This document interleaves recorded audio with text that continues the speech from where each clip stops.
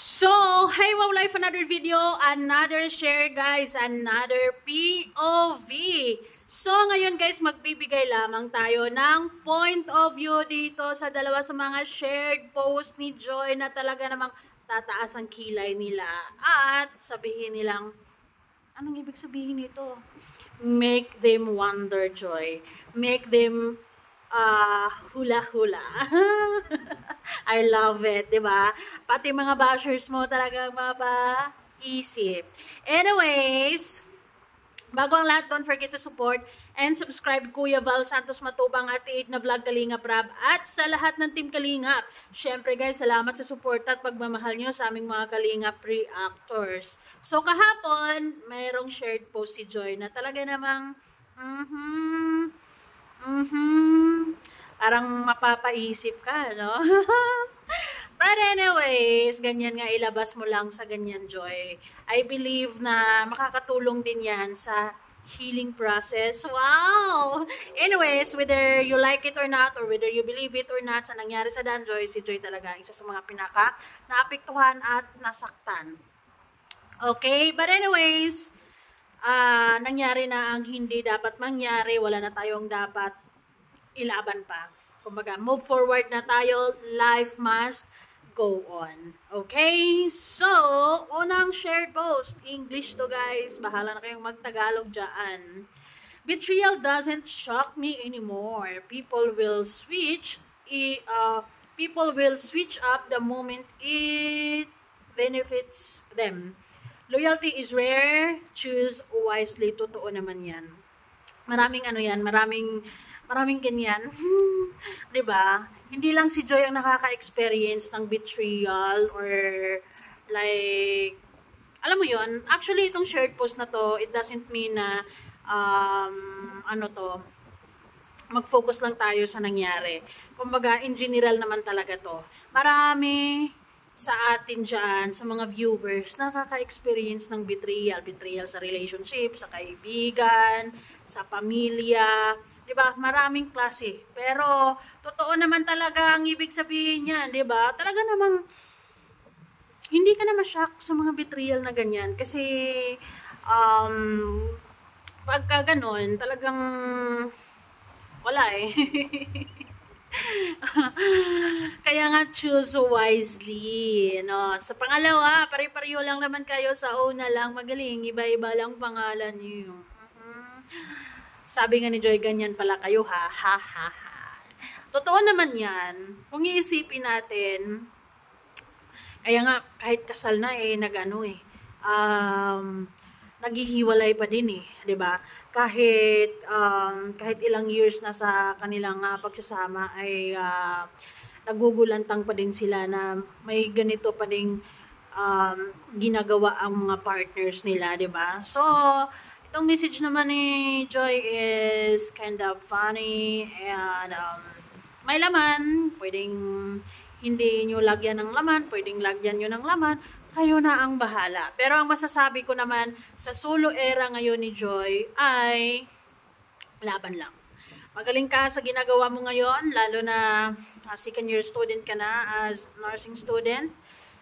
Focus your time, energy, and someday it will be all worth it, 'di ba? Yung pag-aaral mo na 'yan, sigurado ako na yun naman talaga ang pinakagusto ng puso mo na makapagtapos sa pag-aaral at magiging ganap na nurse one of this day. 2 taon na lang ang kulang or 3, 'di ba? 3 to be exact. 3.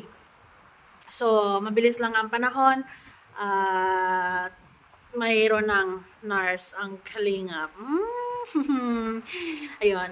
Doon na lang muna tayo mag-focus at wag na lang nating isipin or wag nating ipilit ang mga bagay-bagay na hindi talaga meant to be. Diba? Focus tayo sa positive na mga kaganapan. Diba?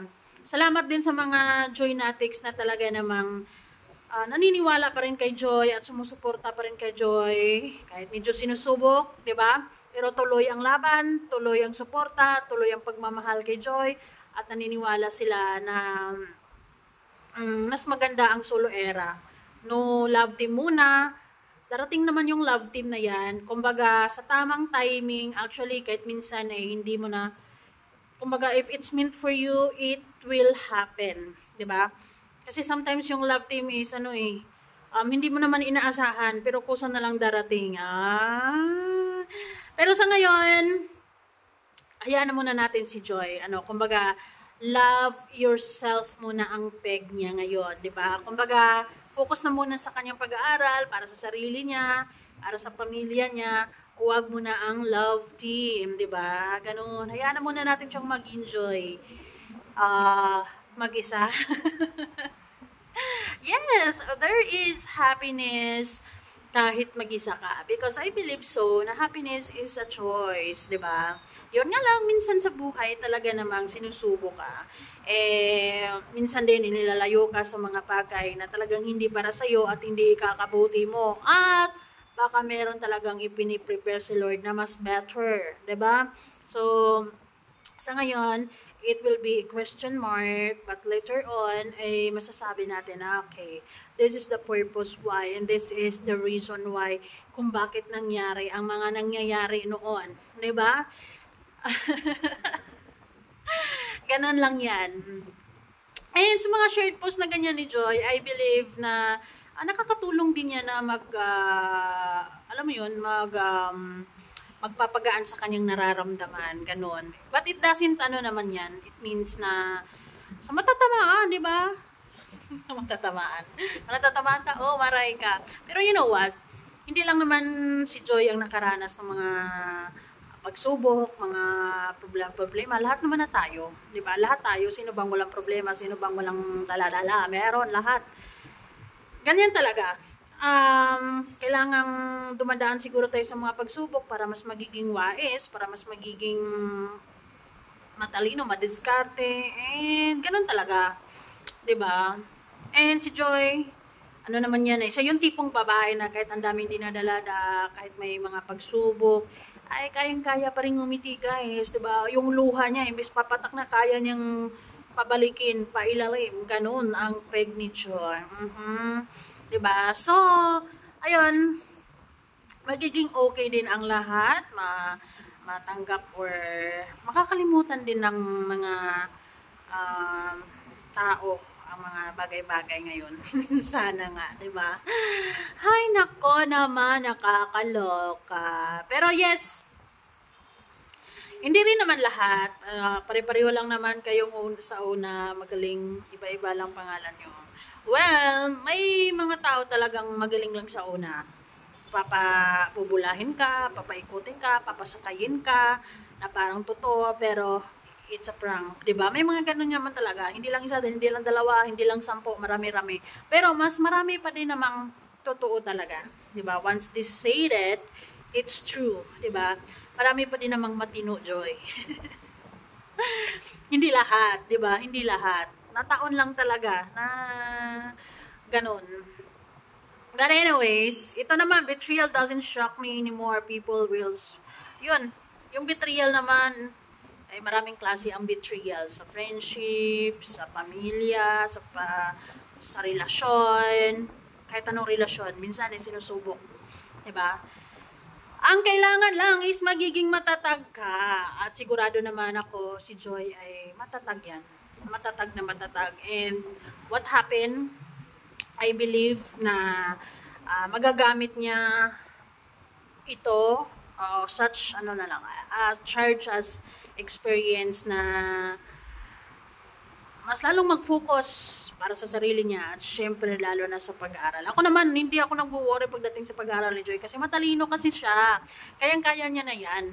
Diba? Kumbaga, yung pagiging nursing niya is talagang, baka simula grade 1, yun na yung talagang gusto niyang course. So, hindi ako nag-alala sa part na yan kasi kayang-kaya ni Joy yan. Diba? And, talaga siya, matalino, matapang, at palaban pero happy person. Ganun naman talaga dapat.